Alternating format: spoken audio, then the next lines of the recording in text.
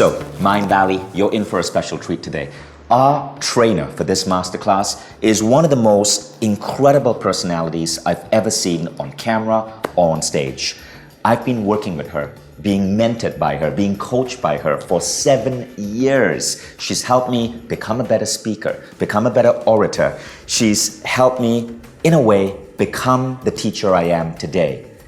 Because she is someone I place at the pinnacle of her craft. Now, you all know Lisa Nichols, but what you may not know is what exactly Lisa Nichols has been able to accomplish in her lifetime. Despite her circumstances, Lisa was once a single mom. If you've heard a story, you know about how a mere 20 years ago, she barely could afford to buy diapers for her newborn baby Jelani. She had $11 to her name. Yet today, every May 9th, the city of Houston celebrates Lisa Nichols Day. Lisa Nichols is one of only 2 African-American women founders of public listed companies in America. Today, Lisa Nichols is the author of 7 best-selling books. Today, Lisa Nichols' companies have touched the lives of 211,000 teenagers and helped prevent close to 4,000 teen suicides. She has received a humanitarian award from South Africa. So I know this woman is going to touch your lives in this next 1 hour together like she's touched the lives of countless millions of people. Yet in the last year alone, Lisa Nichols has touched the lives of, get this, 20 million people through all her media exposure globally. That is how impactful and powerful this woman is. But when you go back to where she came from, it is incredible to see how a broke single mom with $11 to her name could come this far in a mere 19 years. So let's give a big frickin' round of applause to the one and only Lisa Nichols. Come on. Welcome, Lisa. Hey, welcome. Come on. Join me. She also knows how to dance. Join me. Come on. Hey, you guys. Welcome, Lisa. Thank you so much. Welcome. Hi, everybody. Hi, everyone. By the way, Lisa also does a badass Bruno Mars impersonation. Bruno, whenever you need a stand-in, I'm just saying, I'm ready. Do you want me to talk to that camera with you or just? You can talk to any camera you want, great, Lisa. Great. Pick a camera. I'm just saying, in addition to speaking, I kind of do a great, just lip sync. I can't hold a note if you strapped it to my back, but I can dance and do a great lip sync. So before we start, can I just share a really funny story about you? Yes, please. Okay, so way back in 2010, I wanted to start this thing called A-Fest, right? Except that most people had no idea who I was. I didn't know any big speakers, and I happened to be I happened to have a small spot at a conference in, I think it was Calgary, Canada. It was Canada. It was 2010, and Lisa was one of the keynotes. So at the end of your keynote, I remember Lisa had this big VIP reception, and hundreds of people were coming to meet Lisa. And I managed to go up to Lisa, and because I was a speaker, a smaller time speaker, but I asked her if she would join me for lunch. And so me and Lisa went up for lunch, and I said, Lisa. And I gotta say, he had this genuineness about him, and he had a passion, and he just stood out. You just stood out amongst everyone. Thank you. You're welcome. Thank you. So I told Lisa, what is it going to take to get you to come and speak at my event? And she said, Vishen, I'm booked. I'm basically speaking almost every weekend for the next 1 year. I'm traveling all across the world, and I need time for myself as well. So I just don't know. I only have, and then she said something along the lines of, I only have 1 weekend free this year. So I turned to her and I'm like, well, what weekend is that? And she goes, you serious? And I go, yeah, what weekend is that? And she opens a calendar and she goes, it's December 11th. That's the only weekend I have free. And I had no date for A-Fest at that time. I didn't even know I was going to be able to pull it off. So I go, well, Lisa, what a coincidence. That's the date we picked for A-Fest. And I didn't even see it coming. When I look back on it, I go, that was masterful. He goes, that's the one weekend that's the weekend. Can you do it? And I was like, okay. And so December 11 became the first ever A-Fest. December 11, 2010 in Costa Rica, Lisa Nichols came. And then I went to other speakers and I'm like, guys, I'm doing this event in Costa Rica. Lisa Nichols had only 1 weekend free, and she chose to speak at Costa Rica at A-Fest. And then I got Chip Conley, the hotelier. I got Sri Kumar Rao, the MBA professor. Lineup. I got all of these other speakers to come, and A-Fest was born. thank you for having December 11th free You're in welcome. 2010. It was, when I look back on it, it was one of the best decisions. I believe that there are no accidents, there are divine appointments when something like that happens. Synergies come together and magical things happen. It's been years and years later. I've watched you have 2 children. You've watched my son grow up. You watched my career explode to the next level. I watched A-Fest become one of the most in demand talked about events globally. So it was a good December 11th. And you know what happened from that? Lisa has since spoken at every single A-Fest. She has not missed one. That's 12 A-Fest in something like 9 different countries over the last 7 years. Yes. She's not missed one. And because she's such a masterful speaker, in half of those, I invited her to close the event with her brilliance. Yes. And today, you're going to get a glimpse of that brilliance. You're going to learn the secret sauce that makes Lisa such an insanely powerful woman, that gives her the fuel to touch the world in such remarkable ways, from saving teenage lives to setting up a public company to writing best-selling books. But guys, all of it, if you have to pinpoint Lisa's core skill, it's the ability to move people with a story, to make an audience fall madly in love with her. And this is what we're going to be going deep into in this masterclass. You're going to go behind the black curtain. You're going to learn what Lisa does, and you're going to gain some skills that you can instantly apply in your life. Yes. What I love about what we're about to do together is that while it's my gift, it can be anyone's skill set. And as a gift, I had to even hone the skill and become conscious. You've done so many things unconsciously on stage that the moment I brought it from your unconscious to your conscious, you just became more intentional about it. So what I love about this is that some of these techniques as a communicator, you may already be doing, some may be totally new to you. But when you bring it from your unconscious to your conscious, now you get to use your powers, use your superpowers with intention. So I'm excited about this. And what's masterful about Lisa is that she's consciously competent. Look, I'm sure if you go back and you ask Martin Luther King or John F. Kennedy, what made you such a great orator? They probably can't articulate it in terms of a framework. They are amazing speakers. That's called unconscious competence. Now, what's unique about Lisa is she's consciously competent. She's a great speaker, but she can break it down into a 30-step framework. And she can teach that framework, and she can create other great speakers. How many world-class speakers have you trained thus far? Wow. We're probably well over 420 at the world-class level. We've up-leveled several thousand speakers that would rate themselves at a 2 or 3 when they came into on our campus. And by the time we finished training them, whether it was virtually or live, they then ranked themselves at an 8 or 9, or more importantly, their audiences were rating them at a 2. And they're getting speaking gigs, and they're getting books published, and they're building 6-figure careers. And they're transforming their companies.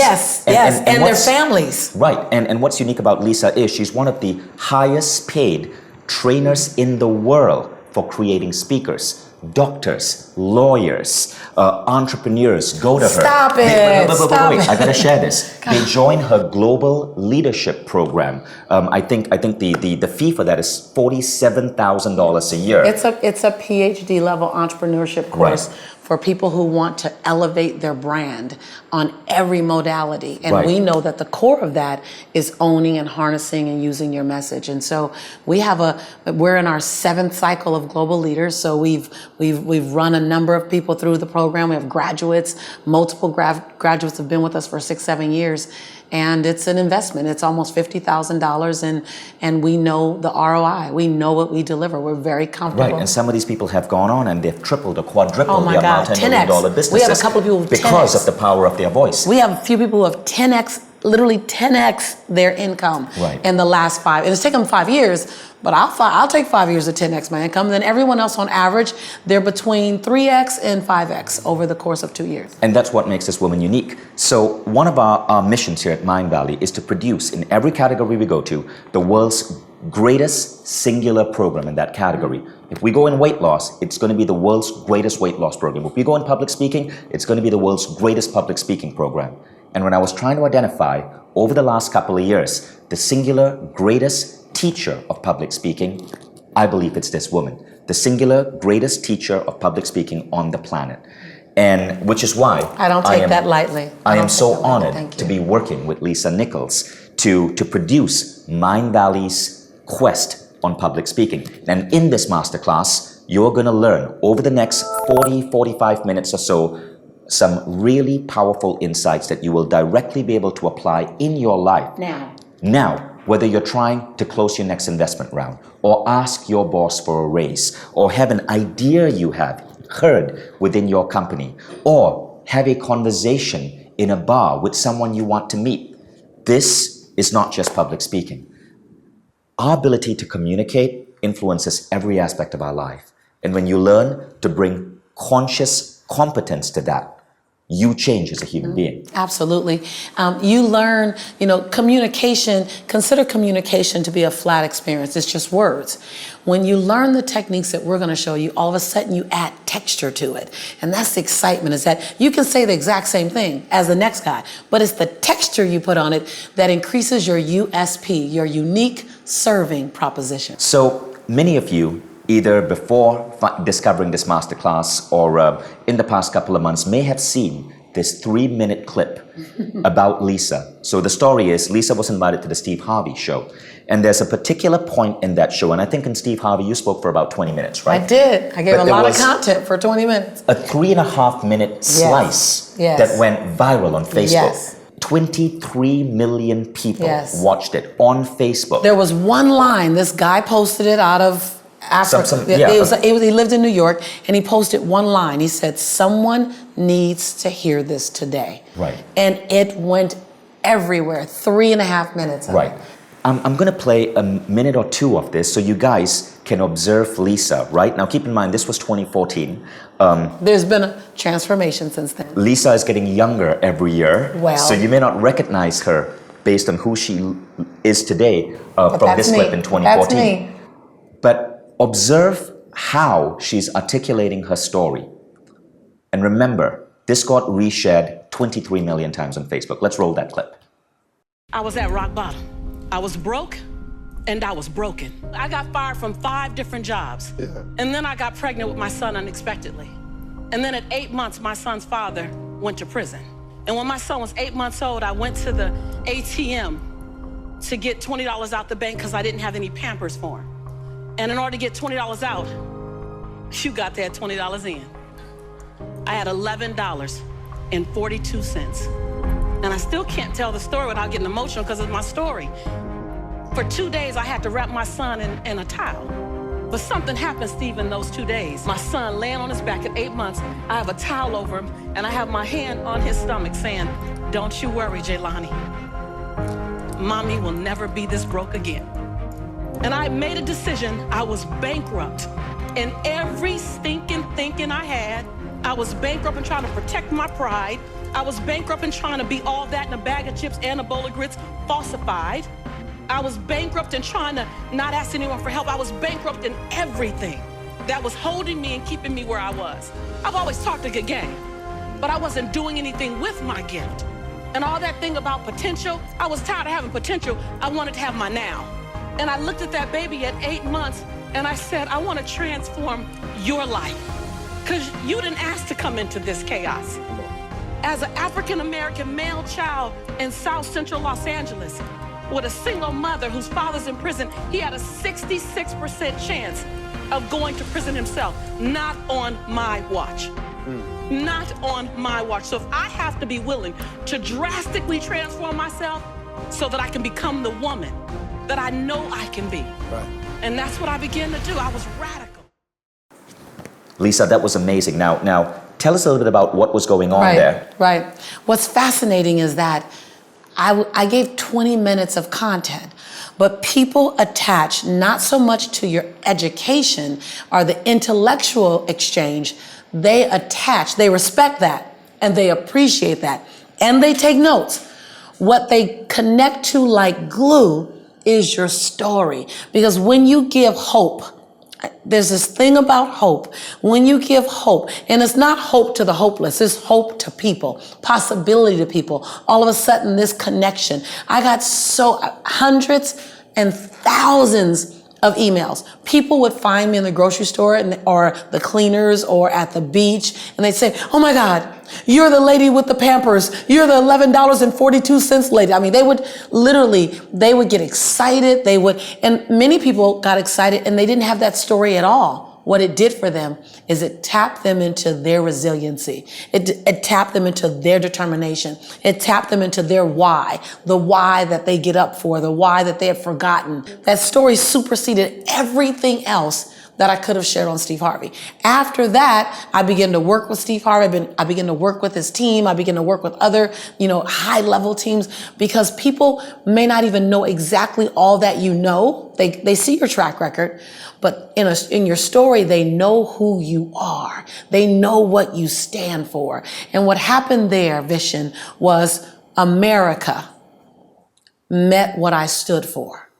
And when they met what I stood for, through what used to be the most embarrassing story of my life, I never thought, ever, I'm going to share when I was broken. I'm going to share when I couldn't put Pampers.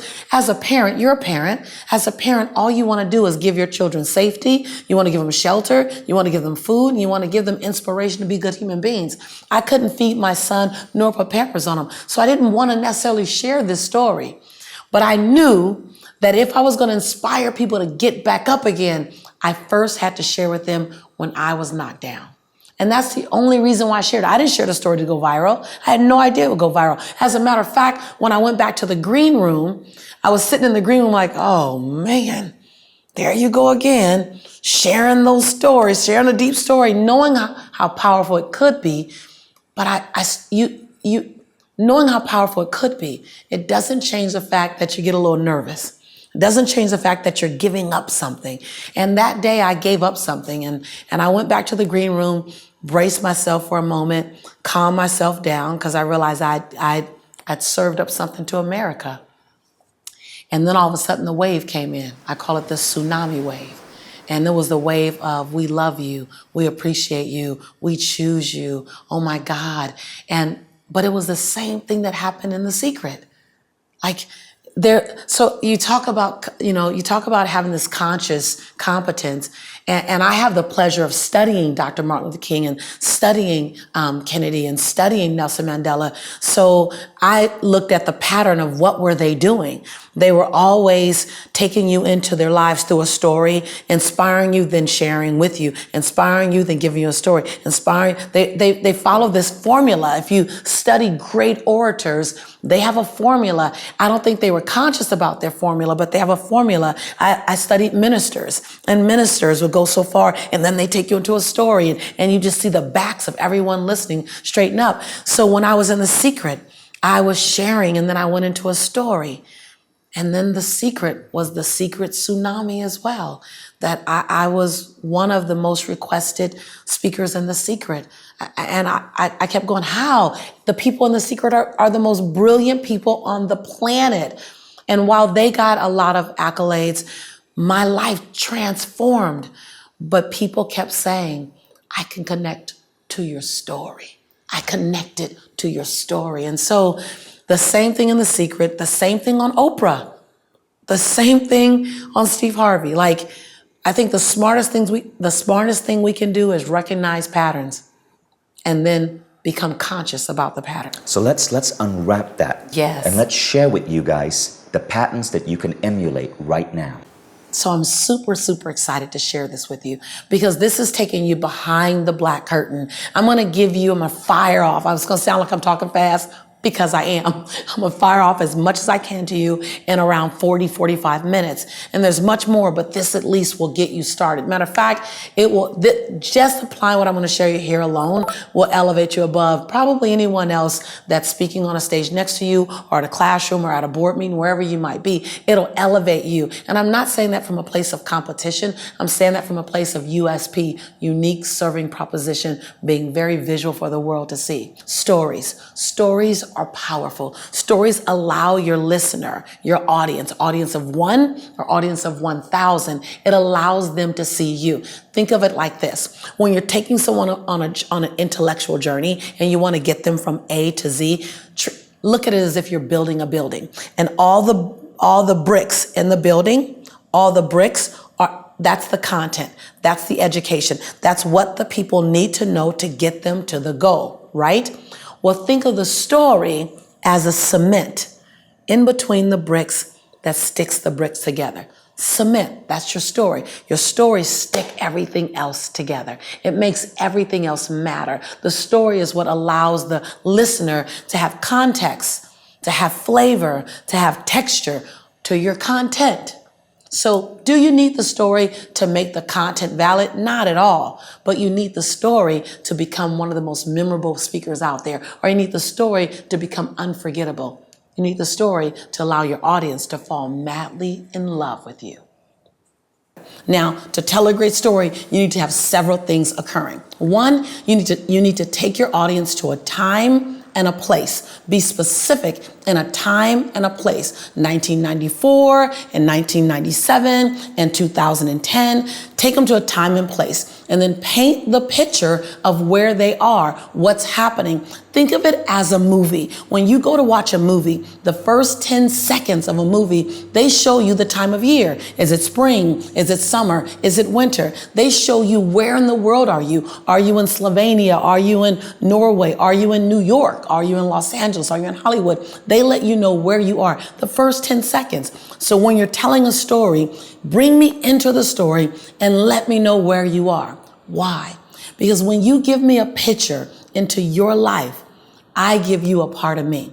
See, a story requires you to get out of your intellect and into an experience. And when you want a story to really land and have impact, let me fall in love with the characters in the story. So give me a little bit about them. When I talk about my grandmother, if you've ever seen me on YouTube and you hear me talk about my grandma, I always change my voice. Grandma says, baby, if you want to have power in life, you got to be willing to go deep. I change my tone and I introduce you to the character. I let you know their style. I let you know who they are. Now, you might be one of those people to say, well, I don't want to do all that. That feels like it's dramatic. Guess what? When you have an audience of one or an audience of 1,000, guess what? You are the performer. You're the performer via content. You're the performer via visual arts. You are. While you may not go melodramatic, all Hollywood, you do want to bring context and texture. Some of the best engagers are the best engagers because they're profound storytellers. You can listen to them tell stories all day long. You know, Lisa, that's so intriguing because I've seen you speak maybe 10 or 15 times. And I remember that character of your grandma. Yes. And I'm realizing now as you're mentioning what you did, that I can recall in detail key stories from speeches even 5 years ago with this character of your grandmother, who is a real person whom I've actually met, incredible woman, but it just clicked. It is really, really, really powerful. And I'm beginning to see what you're doing. So it's like this secret technique that now Vishen is figuring out that I did to him years ago. And that is, I can earn your respect via content. You can earn your listeners' respect, your audience's respect via content. But they fall in love with you and they remember you from your stories. Most speakers won't ever think to give the gift of stories. And when I say the gift of stories, it's not just the gift to their audience. It's also the gift to themselves because that's what makes you memorable. As a matter of fact, a great story told well enough, it doesn't make you memorable. It makes you freaking unforgettable. And you want to be unforgettable, especially in this crowded world of online, social media, brand building, entrepreneur. You want to be the one that people remember. And just like you remember my grandmother, people will remember you through your stories. They'll follow you because of your stories. They'll respect you because of your intellect. How about you have both? How about you get people to follow you, love you, respect you, and have loyalty from you, and tell a friend or two about you? That will only occur when you share with them not only what you know, but also your stories, because your stories share with them who you really are. It gives context and texture. See, when I was 6 years old, I always wanted to be an entertainer. I would stand in front of my grandmother and I would give my best entertainment. When I turned 24, I began to write speeches, and I would take a speech and I would write it about 2-3 minute speech, and I'd stand in front of my grandmother and I'd share my speech with my grandmother, and I'd move with my speech. And as I would share my speech, my grandmother would go, and whenever she went, I knew she really liked that part. So I pull out my little yellow highlighter and I'd highlight that part, and I'd finish the speech and I'd stand there and my grandmother would clap, and I'd give my grandmother the speech. She'd put it in this little black folder titled Lisa's Speeches. And I said, Grandma, one day I'm going to be a motivational speaker. And my grandmother, I would go back to my grandmother's house about a month later and I'd read another speech to her, and she'd go, whenever she heard something she liked, and I'd highlight that part, and then I'd give her to her. She'd put it in the folder. Every month, I'd go to my grandmother's house, I'd deliver the speech, she'd go, I'd highlight, she'd put it in the folder. Month after month, I'd speak, she'd, I'd highlight, we put it in the folder. Then after like 9 months of doing this, she said, baby, now what is it that you said you wanted to be? Because she had never heard of a motivational speaker before. I said, a motivational speaker, Grandma. She said, no, what do they do again? I said, they motivate people. She goes, how many people? I said, millions, Grandma. She said, well, who else have you shared these speeches with? I said, just me and you, Grandma. She said, well, baby, if you want to be a motivational speaker and you want to motivate millions, you might want to share your speeches with somebody other than Grandma. And that was when I realized I needed to let my dream out. I needed to go trust people other than my grandma with my speech. So that was a story that I just gave you. A nugget. I see what you're doing there. And again, you brought in grandma. Yes. Did you notice how her voice changed? Yes. I also noticed you were doing something with your hands. Yes. When you spoke about her putting the speech in a black folder. Now, why was that? Why did you mention that the folder was black? Why did you do that thing with your hand? Why did you change your voice? Oh my God, I love this. I love the fact that you would ask that, because a story isn't told. A story is a show me story. Don't tell me the story. Show me the story. Show me the folder. Show me you reading. Show me you highlighting. After a while, you don't even say grandma went, you just can go, Like when you begin to show, all of a sudden I'm looking at an oral movie. Now, when you can do that, that's game changer.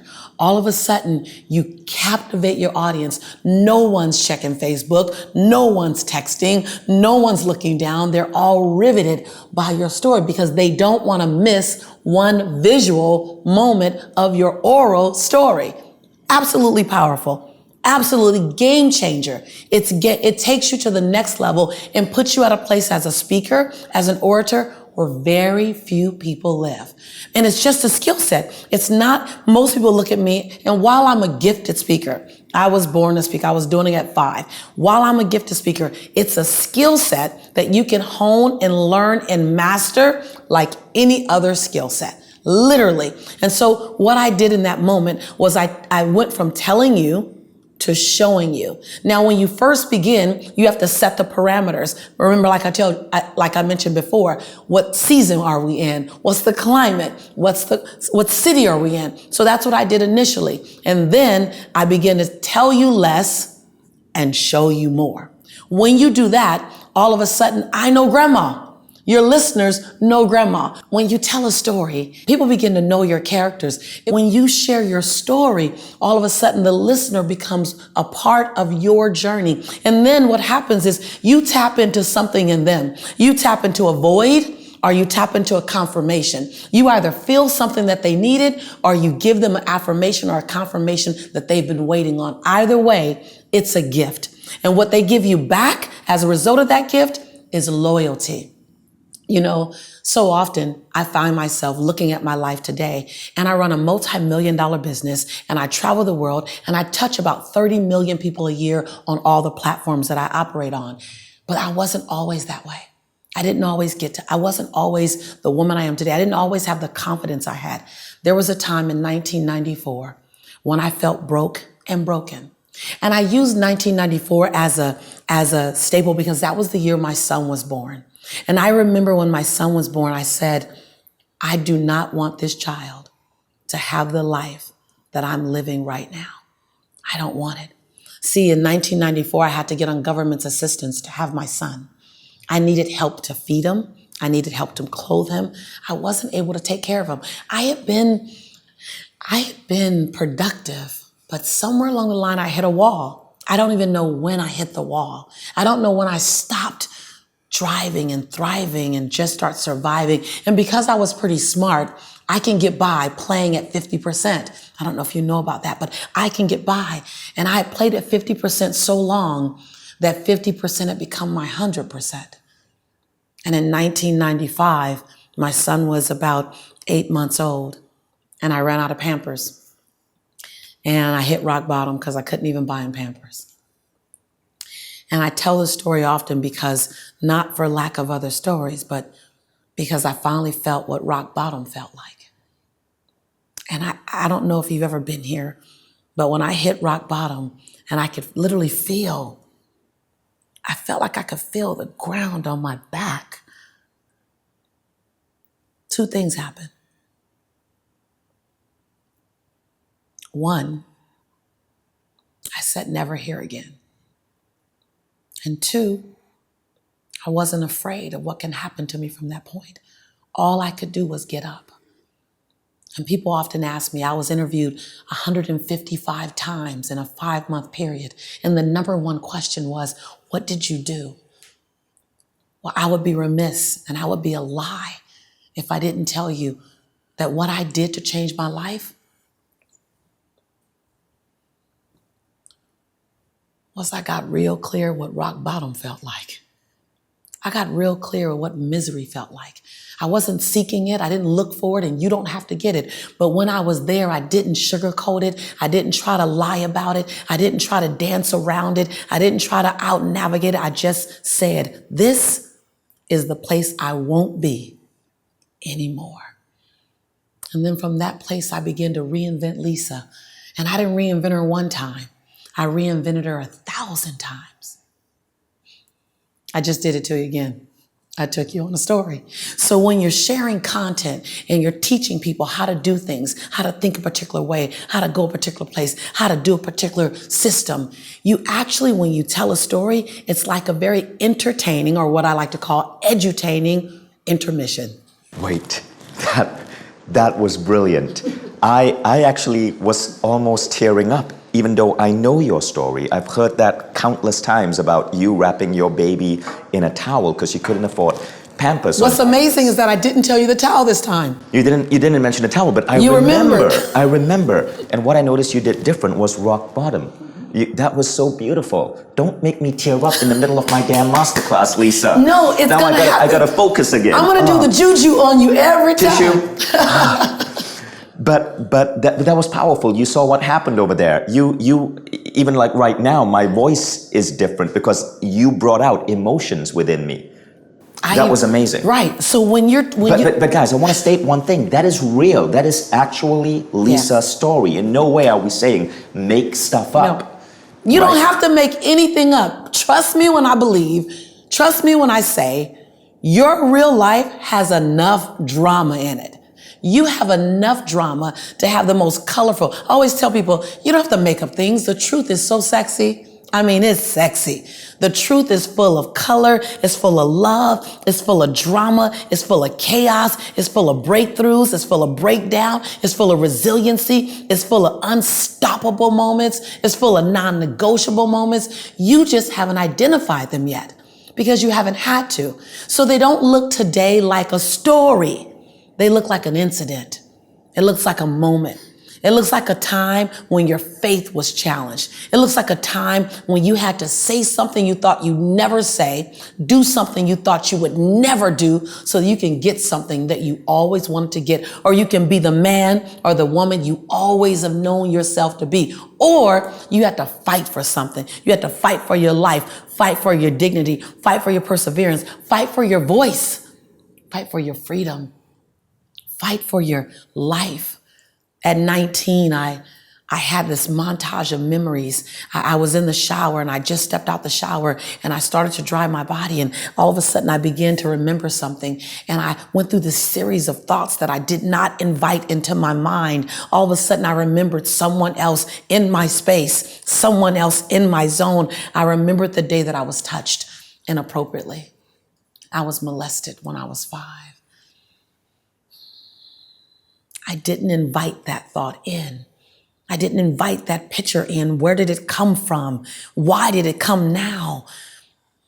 It wasn't so much the memory that rocked my world. It was the way I felt after the memory. It was the dirty. It was the slime. It was the betrayal. It was the anger. I had never tapped into an anger like that. I could feel I can feel something boiling in my body. I can feel the hair on the back of my neck stand up. I can feel this venom running through my body. I can feel myself wanting to hunt this person down.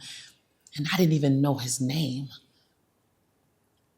All of a sudden, what followed that was a sense of sadness that intruded me. It came into my body. All of a sudden, it came into my heart. I felt what dark felt like. Dark in my heart? No. I have a beautiful mom. I have a beautiful dad. I have a beautiful brother. I got an amazing family. What the hell did this darkness come in from? This is not welcome. I went into the medicine cabinet. And I knew my father wouldn't be home for at least 6 hours. I pulled out the extra strength Tylenol. I poured it into my hand. 2, 3, 4, 5, 6, 7, 8. Would 8 do it? See, I don't want to die. But I don't want to live with this kind of pain.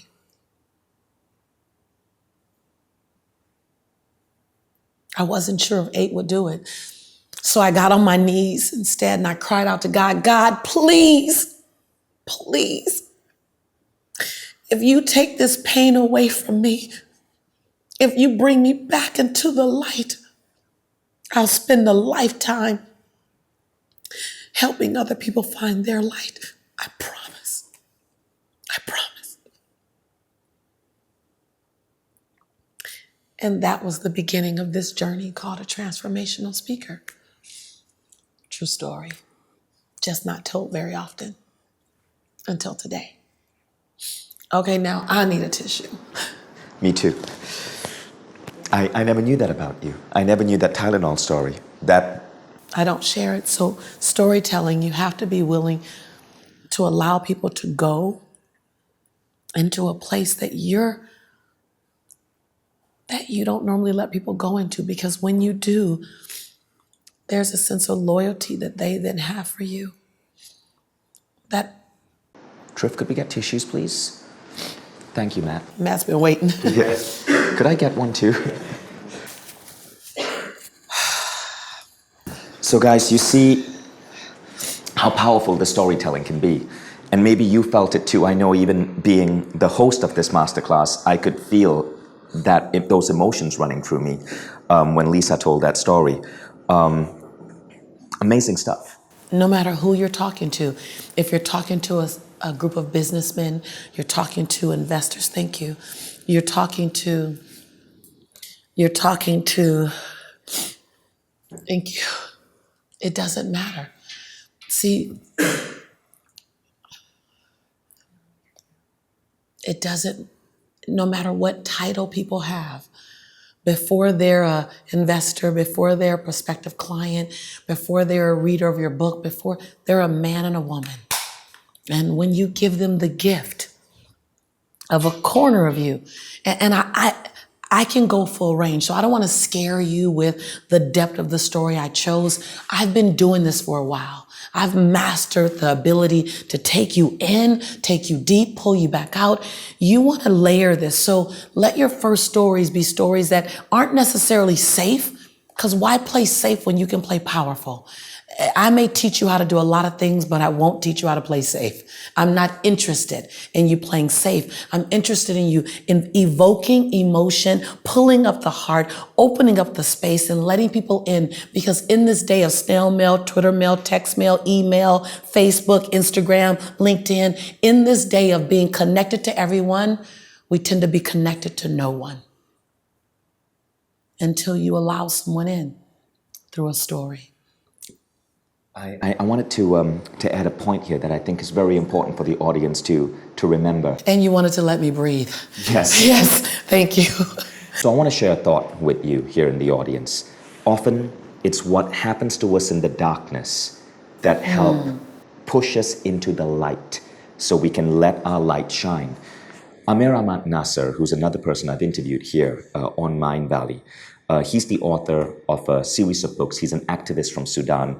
And he shared a really interesting insight with me, right? So he helps entrepreneurs find their voice. He helps businesses figure out the story on why a business does what it does.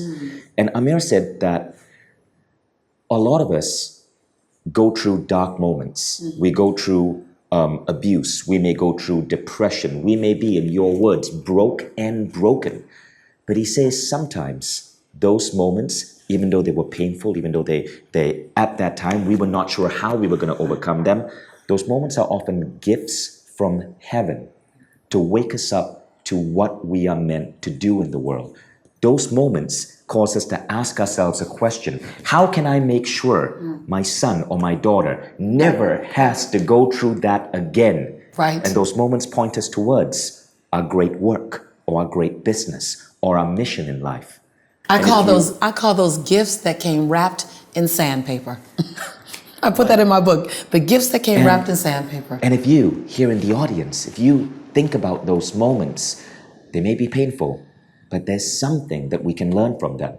I know my moments. I wrote about it in my book when I was broke and broken and I was sleeping on a couch. Yes. When I had lost my startup and lost all my money. And the only job I could get in Silicon Valley was dialing for dollars because the dot-com bubble had burst. And you had to rename yourself. You called yourself Vincent. Right, because I had to call myself Vincent Lakiani so that guys on the phone whom I was selling software to could pronounce my name. I was broken. Yes. And I discovered meditation as a way to come out of there. Yes. I've shared the story of how in 2003 I had to leave the United States because I ended up on a Muslim watch list. And I decided that when I started my company, Mindvalley, I wanted to make sure that unity, that my daughter, Eve, who is half European, half Indian, and therefore looks Syrian or Afghan, would never ever grow up to be on a Muslim watch list. Right. Those became my stories. Right. And you know, when I first came to A-Fest and you were just building A-Fest, when I walked away from A-Fest, the way that I rallied people to come to A-Fest was not through the content you taught. I told them your story. I told them your story, the people that showed up for some reason years later or months later, and they said, hey, I want to know about this. The ones who came through my tribe, they came because of your story. Right. It was your story. I told them about the couch. I told them about the watch list. And I had the passion and the fury with you. I'm like, can you believe? Your story became my story on your behalf. That's how powerful it was. Right. And the important thing is these stories don't just become a tool for you to deliver a speech that makes an audience fall in love with you. They become breadcrumbs that lead you to your mission. Absolutely. I realize from being the victim of so much racism, from being on a watch list, that part of my mission was to help bring together people of different cultures. It's why Mindvalley has 40 different nationalities. It's why Mindvalley University or AFES has 50 different countries represented. You just did the best. The stories are the breadcrumbs to your mission. So please understand, this is more than just making... That's juicy. Say that again. Your stories, your darkness are the breadcrumbs to your mission. They help you see your why. They help you understand what is the next piece of art you're going to create, or the next company you're going to found, or the nonprofit you're going to support. They can be the greatest gift you've ever had in your life. It all depends on how you look at them. Now, you just did the best segue ever to the next piece of information that really talks about what do you need to do to have an audience fall madly in love with you? While a huge part of that is story, huge part. But what you just said, what you just said just made so clear is that stories and your entire message has to be fueled by your conviction. If you want to know what makes you a game-changing presenter, what makes you a game-changing speaker, whether you're speaking to one or a boardroom of 5 or in front of 50 or in front of 5,000, is have a conviction. Be willing to stand for something. Be willing to stand on a conviction. My grandmother says that, baby, your conviction and your convenience won't ever live on the same block. And most people won't hold on to a conviction because they don't want to be inconvenienced. They don't want the chance of someone having an opinion that differs from them, at the chance that the person in the third row might not like their conviction. See, when you're not willing to stand for something, Dr. Martin Luther King says is, if you won't stand for something, you'll fall for anything. What do you stand for? What's your conviction? How do you want to use your voice? You've been given the gift of voice. How will you use it? What are you going to change? And this is a bold question, but what are you going to impact, infect, or change because you were born? What are you going to influence because you're here? Every time you open your mouth, though you may not be on your charge, you may just be hanging out, still inside every space, who you are, my grandmother says, who you be. And I know that's not grammatically correct, but when my grandmother says who you be, that means what you do when you're not talking, what you say when you're not speaking, what's the cause that pours from your skin, that when you sweat, your conviction comes out of your skin. What is that thing? What do you stand for? What I stand for is melting walls and building bridges. What I stand for is people owning their voice, even if it's just a whisper right now. Own your whisper until it gets stronger. And then stand for that thing that matters for you. And you don't have to stand for it like Nelson Mandela or Mahatma Gandhi or Martin Luther King or Cesar Chavez. You don't have to stand for it like that, but stand for it the way you would stand for it.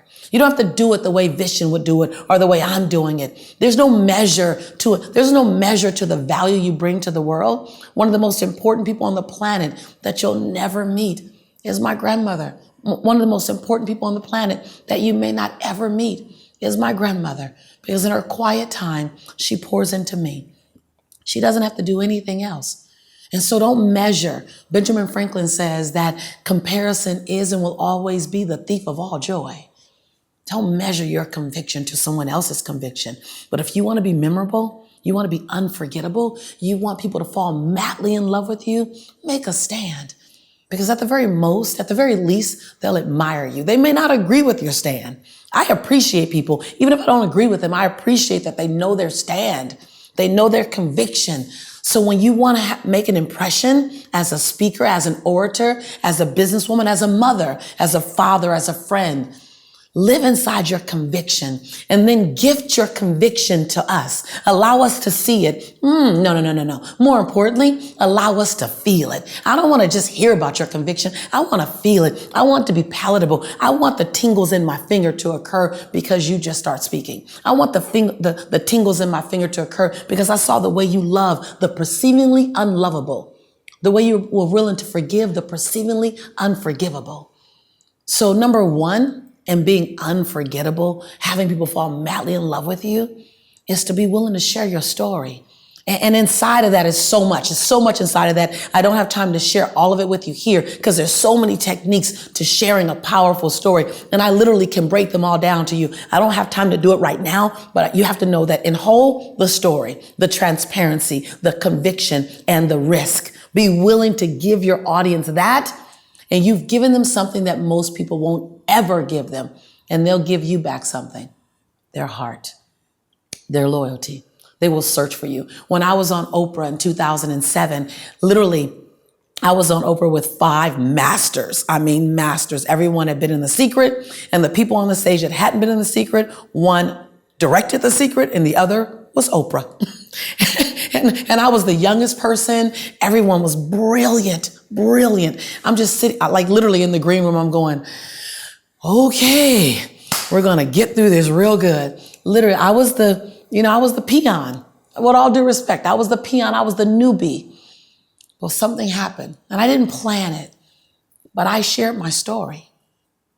Everyone else shared great intellect, great points, really great intellect. But I shared my story. Within 72 hours of being on Oprah, without my website even being listed. Matter of fact, someone else owned lisanichols.com. I didn't even own lisanichols.com. You couldn't even find me if you did lisanichols.com. But within 72 hours, without sharing my website, I received 9,782 emails because of my story. A friend of mine who was on the show, I won't say his name, he still says to this day, I will never go on national media with you again. I don't know. You might want to bring your story if you do. And so listen, you have no idea the doors that your story will open up. Now, I know, especially after watching this webinar, especially after watching this show, that you feel like stories are a big risk. They take you into a private place. Or you think you have to have a dark part in your life in order to tell a story. Well, Lisa, Bishop, I didn't have that. I didn't sleep on a couch. I didn't have to wrap my child in a towel. So can I tell my story? Yes. Tell a time in your life when you had doubt. It could be doubt about passing a test, because when you share a time that you had doubt, everyone listening taps into their doubt. So you don't have to have had a dark past, though I think all of us have walked through that period. You just got to be willing to share a moment when things weren't so great and you needed to walk through that space. And don't walk us through so fast. Don't say, oh, life wasn't great, but then I got better. No, show me. 1, 2, 3, 4, 5, 6, 7. Show me the 8 pills in your hand or whatever your story is. Here's what I know. What I know is that an audience of 1 or an audience of 1,000, they're looking for connection. And when you're speaking to 500 people, you're not speaking to 500 people. When you're speaking to 40 people, you're not speaking to 40 people. When you're speaking to 10 people, you're not speaking to 10 people. You're speaking to one person and 10 chairs. You're speaking to one person and 500 chairs. And that person came to be inspired. I don't care what the topic is. They came to be inspired. And inspiration comes through content, but that's more so information. Inspiration comes through stories of forgiveness, perseverance, resiliency, love, being knocked down and getting back up, finding your way after losing your way. Inspiration comes when you had to climb over something, under something, around something, or break through something. That's when inspiration comes. We all love the hero's journey. Every single one of us loves the hero's journey. We see it on television.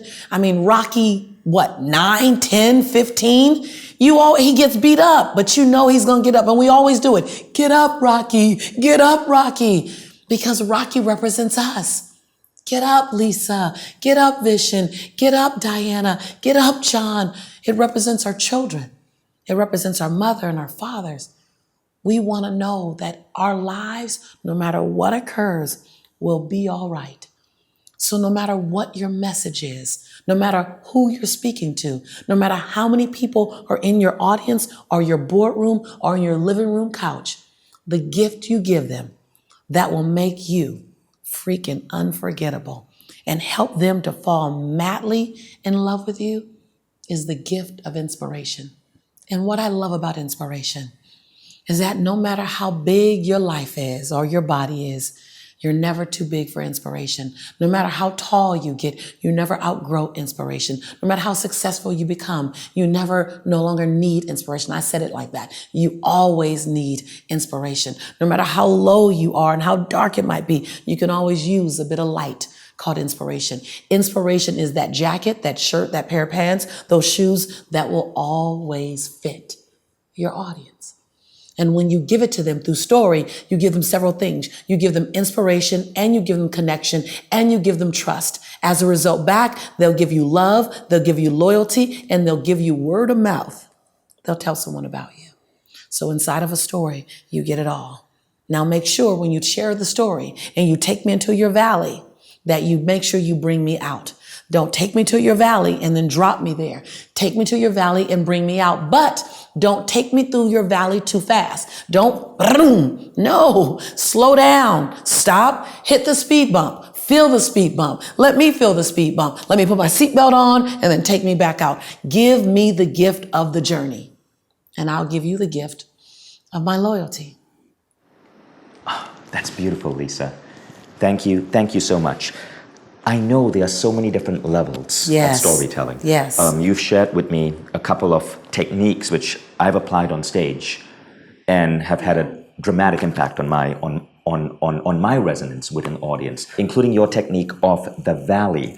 But there's so much more, of course, to making an audience fall in love with you. There are about 15 to 17 different techniques. Okay, so what you just shared, story, that's one of 15 techniques. One of 15. And within each of these pillars of making an audience fall in love with you, there are different tools and techniques that you can apply. You can apply each technique independent of the other. They're like Legos. You can just use this one technique and see instant impact.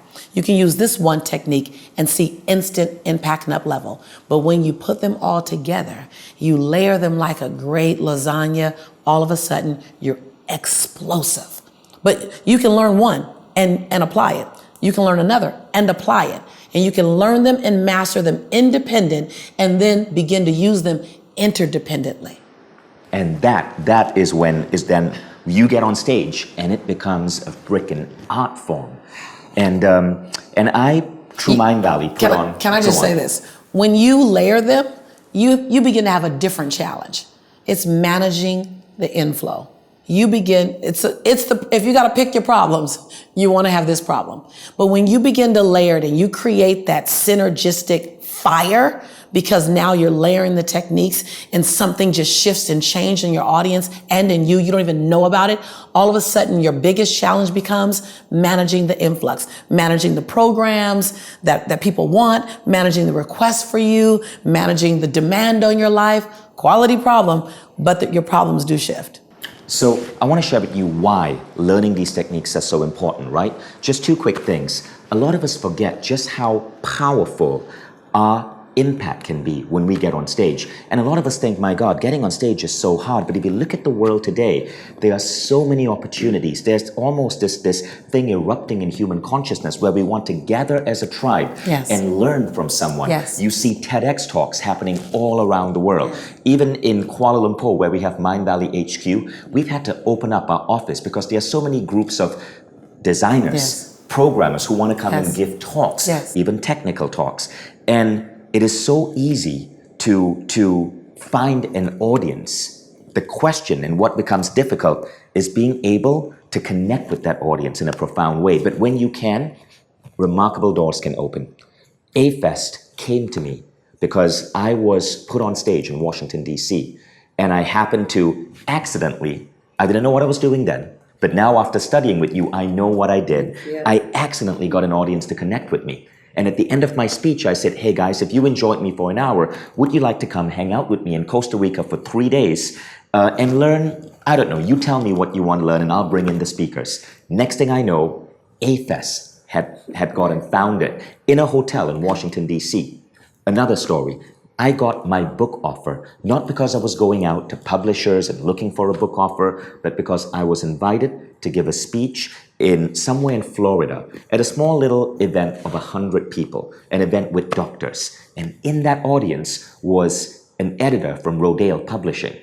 And I ended up getting a 6-figure offer to write a book, which was complete around 15 months later, all because I happened to be on stage. So whether you are a lawyer or a doctor or you're running for student body or you're a professional athlete and you have to give a media interview or you're simply going on Facebook Live.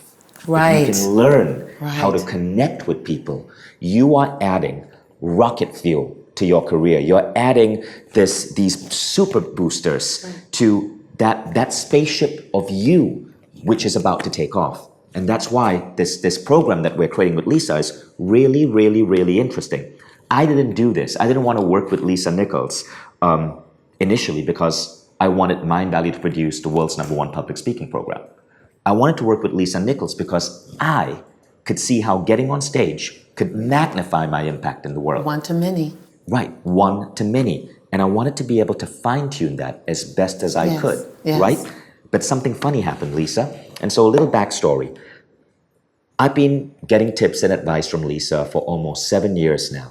Lisa has never missed an A-Fest. And so every A-Fest, I'll learn a little nugget from her and I'll fine-tune my abilities on stage. But as you know, in Mindvalley, we have this goal-setting methodology, right, called the 3 most important questions. A lot of you guys have done the 3 most important questions. And every new hire who joins Mindvalley does their 3 most important questions. So I was going through several hundred 3MIQs, as we call them, looking at all my employees and the experiences they want, their bucket list for experiences, for growth, for contribution, and I noticed a pattern. The pattern was one of the most singularly most common things that people wanted was to be a public speaker. I would see phrases such as, I want to experience giving a TEDx talk, or I want to speak in front of 1,000 people, or I want to have the confidence to stand on stage and deliver a speech, or I want to have a massive following on Facebook or Instagram, right? All of these had to do with speaking. Yes. And so I thought, how can I help serve my tribe by teaching them public speaking? And I knew you were the best teacher out there. But then I thought, well, we're going to work with Lisa. Why don't we do something bigger? Why don't we create the world's #1 course on owning the stage, the world's #1 course to transform people into public speaking? And so over the last 2 years, we've been brainstorming with Lisa. We've been putting these ideas together. Now, Lisa, you spoke about lasagna, right? Yes. And that analogy. Here's what makes this really interesting.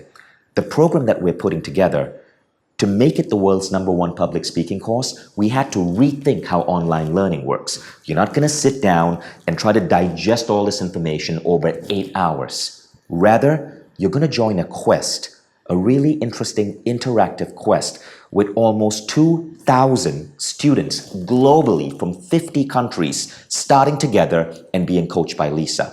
It's going to start on day 1, and all the information, by the way, is below this video. You can see the information on the quest, the start date, the enrollment information, but everyone starts together on day 1. And every day, for no more than 20 minutes, on your smartphone or your tablet or your computer, on your Mindvalley account, Lisa will come on and teach you one specific layer. Then you'll practice. You'll go into the community that day and record a little video of yourself or watch someone else's video and critique them. And it takes a little bit of guts to do that, but ease your way into it. But every single day for 30 days, what's going to happen is we're going to teach you one technique and one technique and one technique and one technique. And these pillars are going to line up and you're going to go deep. You're not just going to learn about the concept of storytelling. You're going to learn specific techniques to really be a masterful storyteller. And what you're going to find is this. No, we're not just preparing you to get on stage and rock it. We're preparing you to be a better CEO, to be a better doctor, to be a better lover, to be a better kindergarten teacher, to be a better nurse, to be a better engineer. Because no matter what you're doing in the world today, you are going to have to communicate with people. You're going to have to make your ideas heard. And what you are gaining over here is a massive boost to your entire presence as a human being, because once you learn these skills, everything changes. So what you have is one of the world's greatest teachers. So before we begin, know that in our last batch of Speak and Inspire, we had some 2,500 students take the journey together, and it was amazing to hear what this did for people. Now, what was surprising is a lot of people said this wasn't about public speaking. They learned to speak, yes, but it transformed them because they found their voice. The #1 comment we got from people is, I finally found what I was about. I finally found my voice. Now, these are some really inspiring stories and pictures I wanted to share with you. So this remarkable woman, Dixie Ann, said, what I didn't realize was the influence Speak and Inspire would have on my personal life, far more than on my professional life. For example, she said, the carefrontation technique, which you learn in Speak and Inspire, completely changed her family's path. Her kids are 2 and 4, and her parenting techniques are now strongly geared towards holding a safe space for them using regular carefrontations. Now this guy, William, now he did use it for his professional life, and he said his sales went up 50%. Also brought in the biggest sales amount till date that no one has ever achieved. And one day he was hosting a training program for his company, and in a brief 10 minutes of emceeing, someone said, "William, you are a powerful speaker." And in fact, he was so good, the next round of training, he was asked to be the main speaker. I want you to keep in mind that one of the greatest things about Speak and Inspire is the supporting tribe. For example, Becky said, the tribe is a powerful component, helped us create a safe space where we could be open and share ourselves. Now, Judith used this on a PowerPoint. Now, this was a PowerPoint artist talk, and it got 2,000 views, which she said in her world is astonishing. So you see, it's not just about public speaking. As If here says, it's about expressing yourself in every situation, and in her words, slowly I am becoming unstoppable. Now this woman, Teresa, she was so good in the tribe. She was posting and sharing her videos even while having a chest infection. And she said she was then asked to give a public presentation at work. And the clinical lead was so seriously impressed at the way she could control the room. But I want you to know that it's not all going to be easy. Joanne here said, what I really loved about Speak and Inspire was the daily homework, which we had to share on the Facebook page. Now, it's not daily homework. You don't have to share every single day, but expect that you'll be sharing a few videos of yourself speaking directly into your iPhone and getting feedback on that. And you don't have to, but I know that if you do, and if you do this homework, you're going to improve so much more because the tribe is so supportive. Super exciting when I look at all the people. Like, I've run into hundreds of thousands of people in Croatia, Slovenia, and South Africa, and the Caribbeans and the British Virgin Islands. And you're right, just like the Mindvalley team, they say, I want to harness my speaking ability. And these people are doctors, they're counselors, they're parents. They're not people who want to be staged. You don't have to want to be a platform speaker. Like, this is platform speaking. But speaking is required by in everything you do. And what I love about this course is that I teach you things like how to master the art of enrollment. If you're a parent, you just want to master the art of enrollment, right? If you have a husband or a wife, you want to master the art of enrollment. How to own your voice. See, so many times we haven't really owned our voice yet. And then understand how to speak to inspire, not to impress. How to take people into a valley and bring them back out into a light. Like, I love when we created this course, when I created this course and the content in it, I thought, what could take someone the furthest no matter what?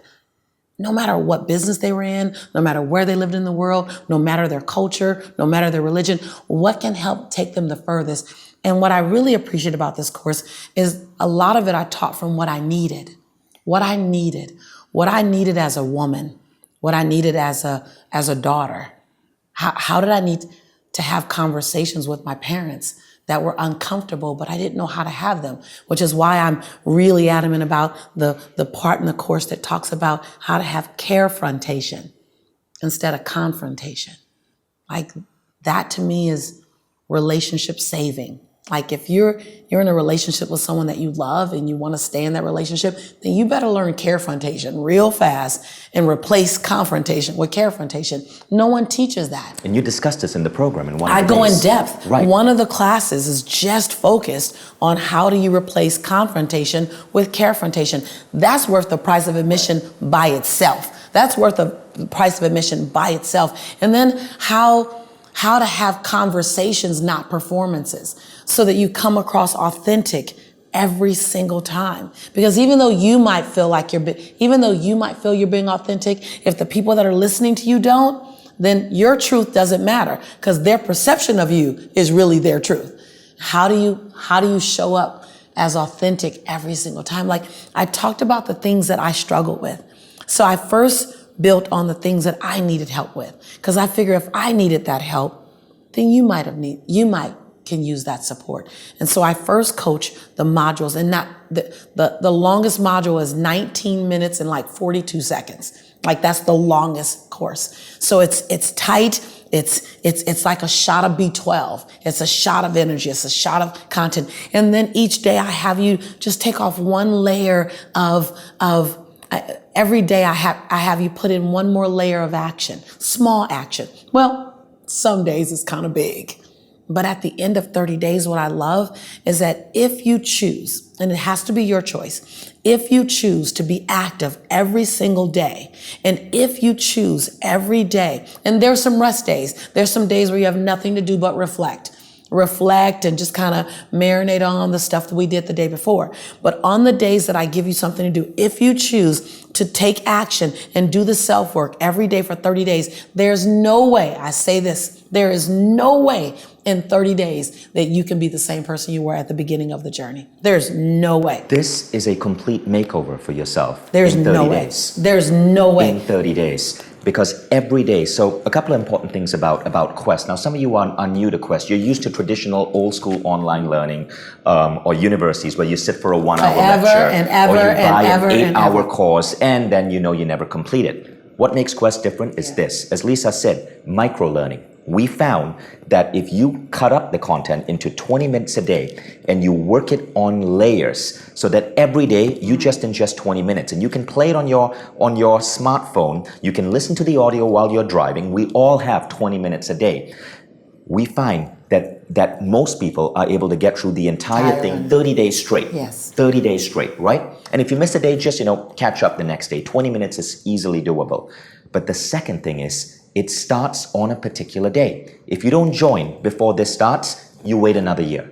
The reason we have it start on a particular day is because there's extreme power in 2,000 people starting together, being part of an online community together, Yes. and supporting each other. Yes. And you will be so inspired as you see people transform in this community. You can take a video of yourself, put it up there and have people critique you on a particular technique or praise you or tell you how to refine it. Everyone in a Quest becomes not just a student, but a teacher and a mentor and a coach to each other. We are all doing this together. So number 1, micro-learning. Number 2, community. Number 3, we all start together. We will go through this together and we will cross that finishing line together. And can I tell you why that's so valuable? Because I love my life today, but if there are some things that I could tweak, and I don't take back anything that I've experienced, but I wish I would have done it with a tribe.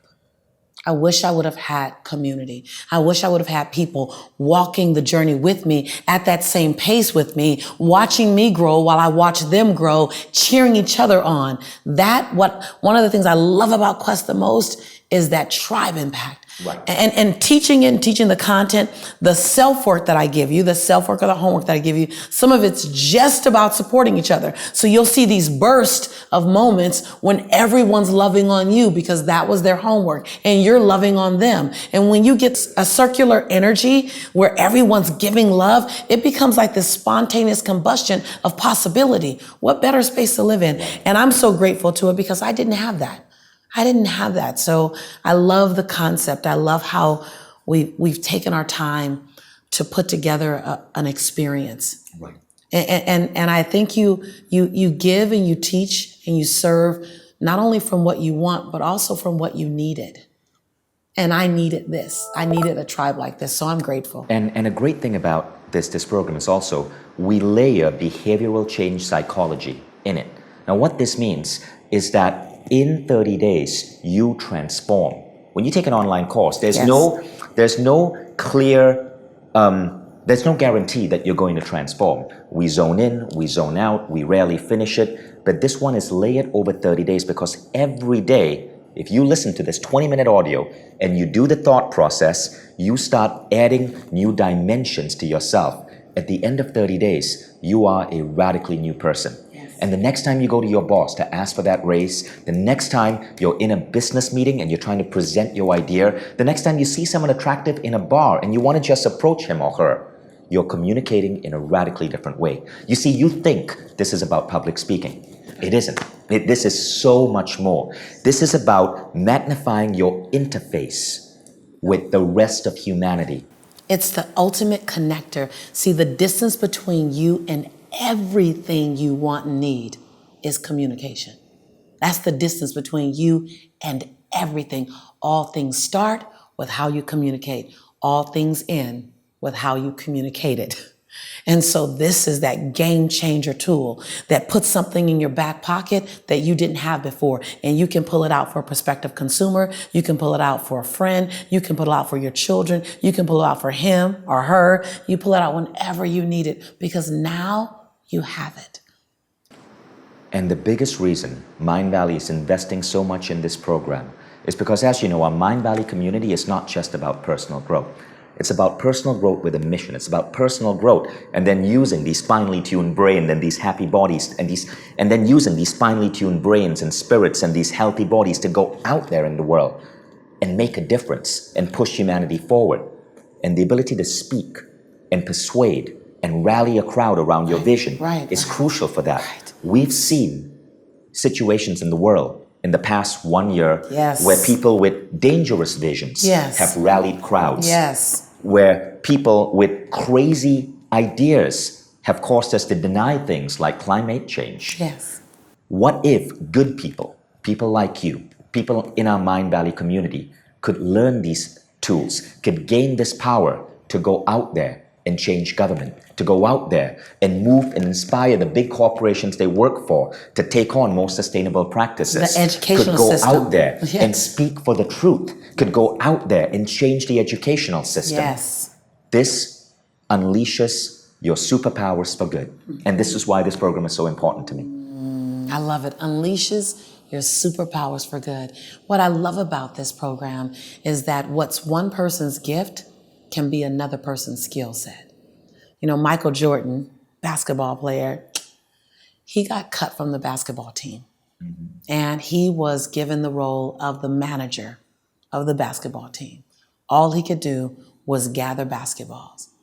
And then he began to learn the skill set. And he became Michael Jordan.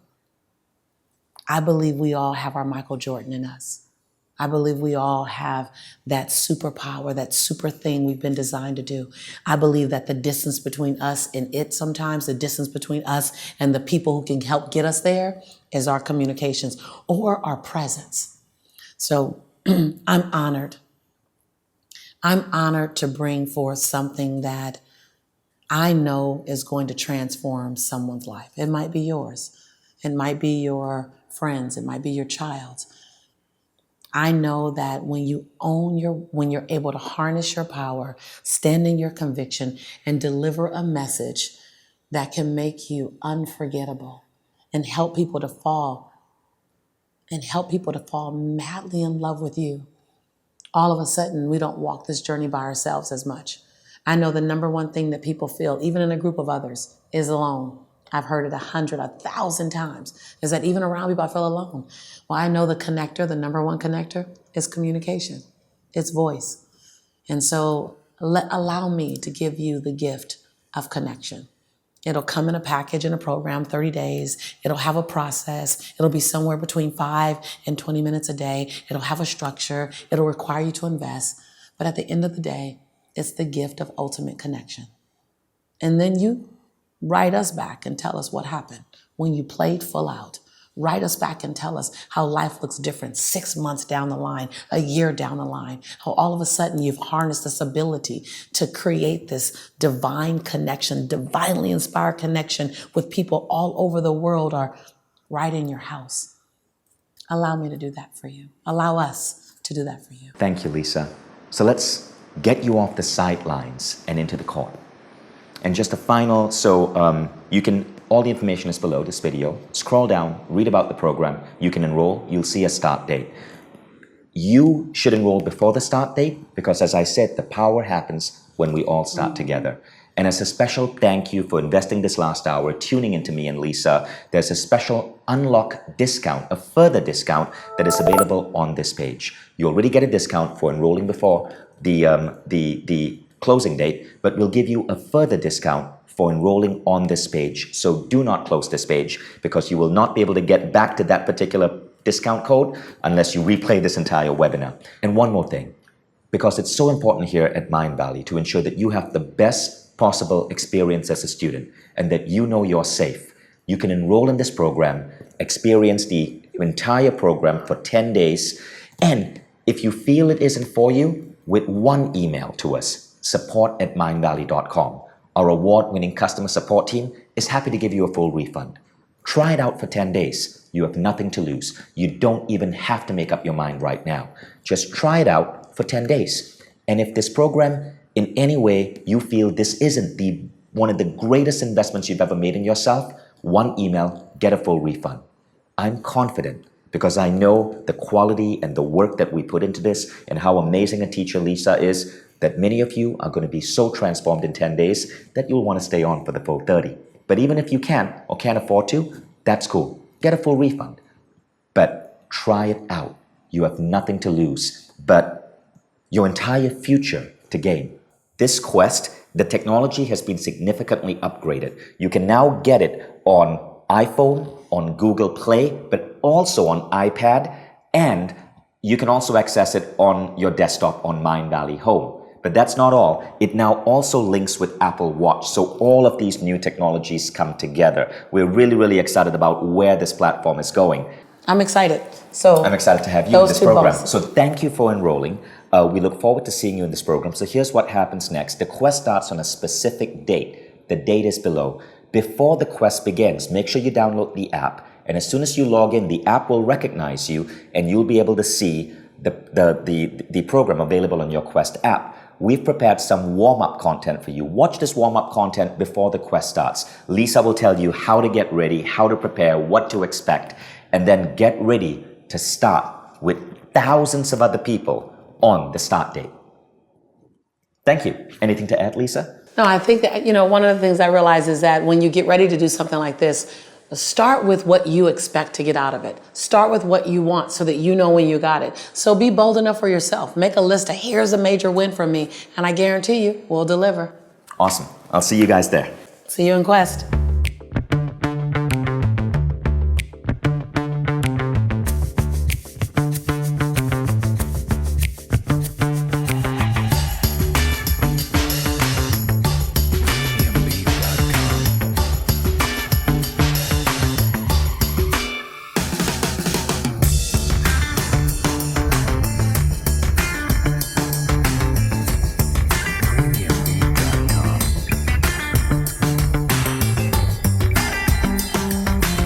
So let's first start by changing your relationship to fear.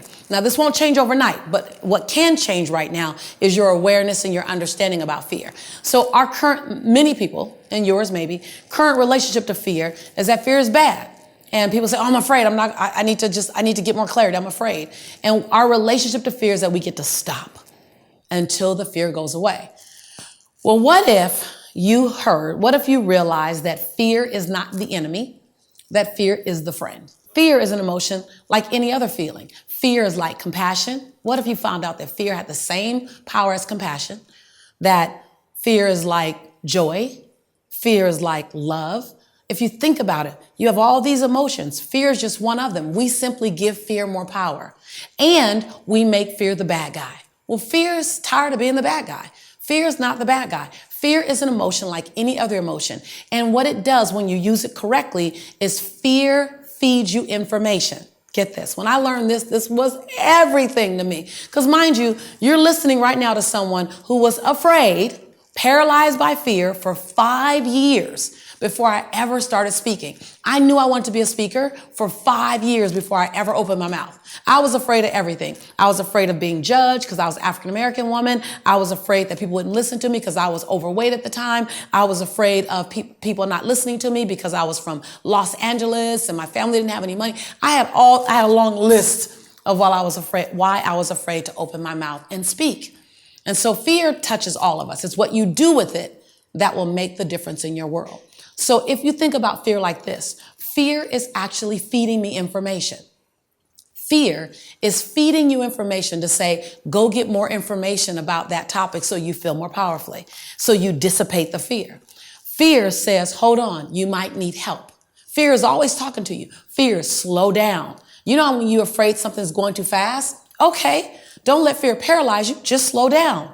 Or fear says, hold on, I'm afraid that this opportunity might pass me, so I need to speed up. Fear can also put you in action. Fear can slow you down. Fear can make you do your research. Fear can have you go get a coach. Fear is always feeding you. If you look at fear as an informant, fear is informing you. So don't make fear the enemy. Just ask fear, what do you need? Okay, so I'm feeling afraid. What do I need to dissipate the fear into the nothingness that it always was? Because get this, here's the other thing. Write this down. This is some banana stuff. When I found this out, this was way cool. Fear is a made up story about something that hasn't even happened yet in the future. You made the story up. Let me give you an example. I know I just dropped a deep one on you. So I'm afraid I'm going to get hurt in a relationship. You haven't gotten hurt. You just made up that story and projected into your future. I'm afraid that my business might not work and then I'll lose my money. It hasn't happened yet. You made up a story. You literally made up a story and then projected into your future and then felt the energy called fear that came back from a story you made up in the first place. Oh, when I got that, like, oh my God, every time I get fearful about something that hasn't happened yet, I'm making up the story. So just as you made up that story, why don't you make up another story that empowers you? Because you made up the first story that made you afraid, make up the second story. So when you say, I'm afraid, I'm going to get in front of people and I'm afraid I'm going to mess up and they're going to laugh at me. Okay, you can live with that story or you can make up another story. I'm going to be human. I'm going to be normal. I'm going to be amazing. They're going to love me. I won't be a Lisa Nichols. I won't be a Tony Robbins. I won't be a Barack Obama. I won't be a Nelson Mandela, but I'll be me. And they'll accept me for me.